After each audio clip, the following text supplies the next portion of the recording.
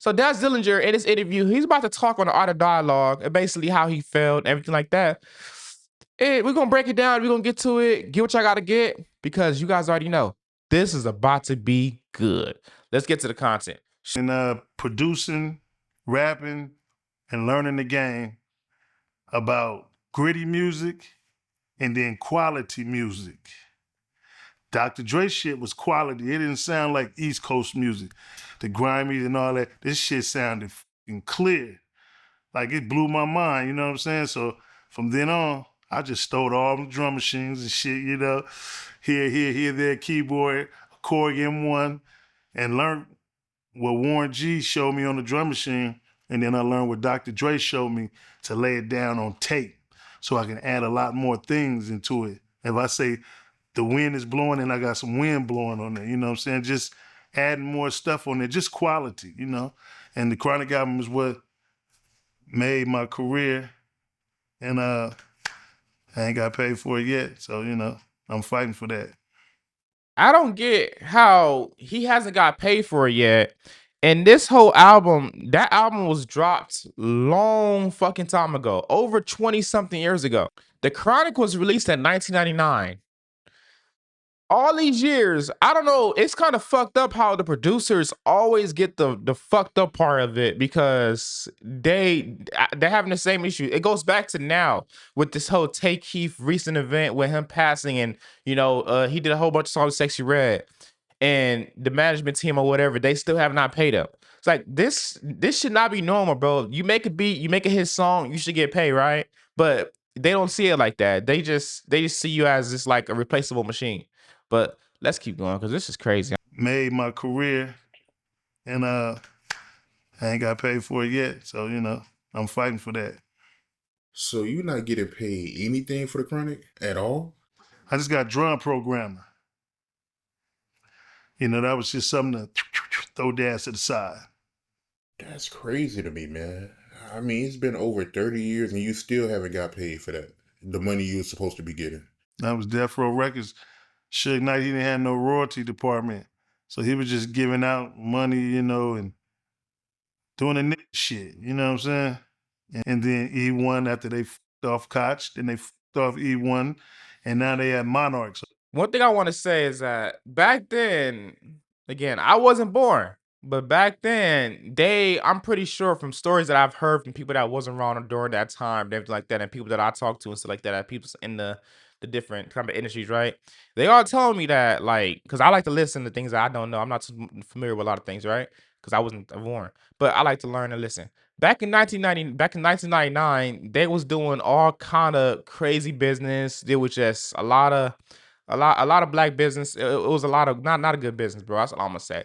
A lot of behind the tables. Then the white man, they had to come and regulate it. It was, it's sad. That's what it came to, but it's like a lot of stuff was not ran professionally back then. That's just what it was. It was not ran professionally. It was a lot of homie business. That's what I'm gonna say. Hopes and dreams, and just we're gonna be successful, but that shit is not realistic. But let's keep going. This is crazy. So when you change that many hands and names in business, what does that tell you? Bad business. They trying to start over again. And so they switched that, and this was the last 30 years, because, after 35 years, it's up. Everybody get their stuff. So that's why they sold it to Snoop for the last 5 years, so he could manipulate everybody and suck them back in, because that money flowing real good over there. And I want a piece of it. So since Snoop been over it, he haven't been trying to help you get your money? I mean, he getting me some of it, but he not getting me all what I deserve. You know what I mean? He going off bad paperwork that he's abiding by. They forged a lot of paperwork. I feel like, bro, personally, bro, like whatever he's owed, a lot of the paperwork was like I said, a lot of the paperwork was not good. It was just basically just I don't know if it was written where the fuck it was written at, but a lot of the paperwork back then, from stories that I've heard, was just bullshit. They just was signing shit. A lot of the damn things they didn't understand. So and that's why a lot of artists back then was in some fucked up deals and some messed up things because it was a lot going on. So That's what I'm saying. It's kind of sad because it's business, but it sucks, bro. I'm not gonna lie. But let's keep rocking out. This is crazy. He know it, but he looking like, damn, Dad's got a lot of shit over here. I can't. I gotta abide by this shit, man. And I'm like, that's the confrontation. Let our people go. And you did work on Doggy Style, right? Yeah, I put in and worked on every piece of artwork was over there, from production to writing to skits, album covers, all that stuff. My cousin Joe Cool drew the Doggy Style album cover, rest in peace. So, just everything I had my hands in, producing, just learning the game, soaking up the game, learning from the great Dr. Dre, So, and then writing from the DOC, you know what I'm saying? Crazy, man. Hopefully you get your money, man. I could imagine, Dre and Snoop, they can make some calls, right? And help you get some of your money. Man, Dre sold that shit, man, for a couple of. Hey, let me tell you guys something. If you guys use any of Daz Dillinger beats, bro, he is automatically striking you. I'm telling you.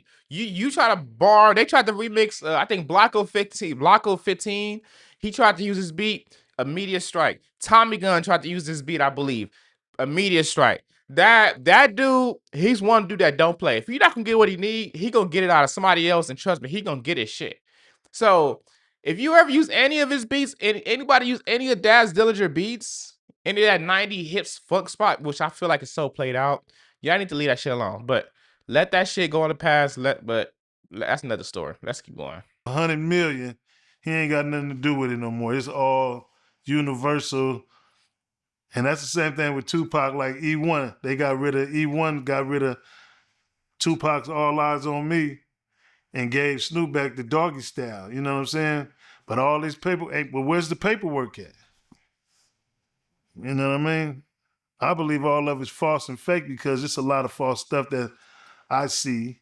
As you can see, the contract that I posted on my Instagram. But it's kind of an argument, bro. Snoop Dogg wasn't the CEO. He wasn't the owner back then. He did not have no stake. He, Suge Knight, and all the people, they used to run the business side of everything, right? Snoop Dogg was the rapper. There was a lot of bad business going on, right? So he bought it. In recent years, he bought it in recent years, right? And he opened up some things in Inglewood, California, some shops and sell the merch and everything like that. But a lot of people saying that he's not doing enough. Like he has not been.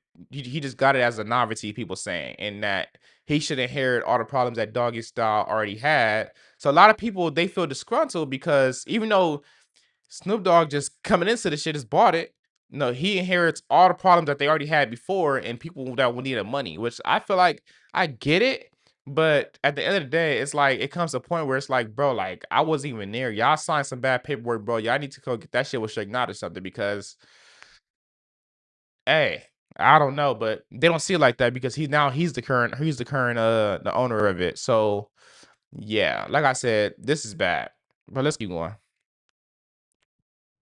Instagram that Miss Chalet signed. How can you sign for me for power of attorney? Where's your power of attorney paper at? So that's the first thing I'm gonna say in court.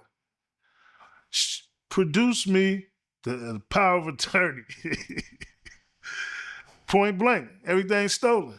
I need 50% of the masters and everything. This is rap lotto right here. This is the ticket right here.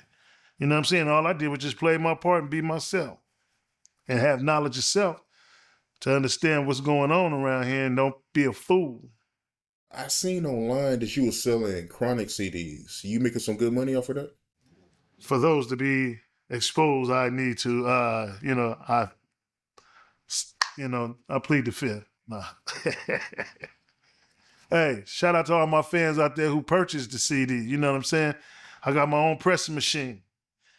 I pressed up just enough copies to, you know what I'm saying? My next one is the dog food. You know what I'm saying? I'm pressing up anything that I ain't get paid for. You know what I'm saying? And why should they go? It's not on big platforms. They still got iTunes. They still got Spotify. I'm just selling this shit out the garage online, my garage online, So he's getting it by any means necessary. If he got to sell CDs out of his garage, he gonna do what he gotta do because he's not getting paid for his actual work. He's not getting paid for nothing. He's just like basically like a freelancer. They try to make him seem like, but you know that this whole interview like it's crazy, bro. But let me wrap it up a little bit. But this whole interview is very interesting. A little different than what I usually do. It's more in depth. I'm trying to touch different topics. If you guys are rocking with this content, let me know. And man, it's amazing, bro. I reached 544 subscribers. Shout out to all my supporters. Shout out to all my recurring viewers. Hey, give me feedback in the comments on how you guys feel about this video. If you guys want me to touch more wider topics, because I don't want to just be put in a box. You feel me? But let me know if you guys are rocking with me. And then also I'm doing weekly live streams. So tap in with that. Weekly live streams where we just talk about different things. I did Crash Out episode 1 and 2. And it was pretty good. Check it out when you guys get a chance. It's a work in progress. We're gonna get better, right? Without further ado, check out my most recent video right here. And then press subscribe right here. Please get me to 1,000. That would be dope. Shout out to all my subscribers, shout out to my supporters. If you guys are rocking with this video, again, like the video, push me in the algorithm, like the video, show some love to your boy. Again, it's your boy, D-Rex.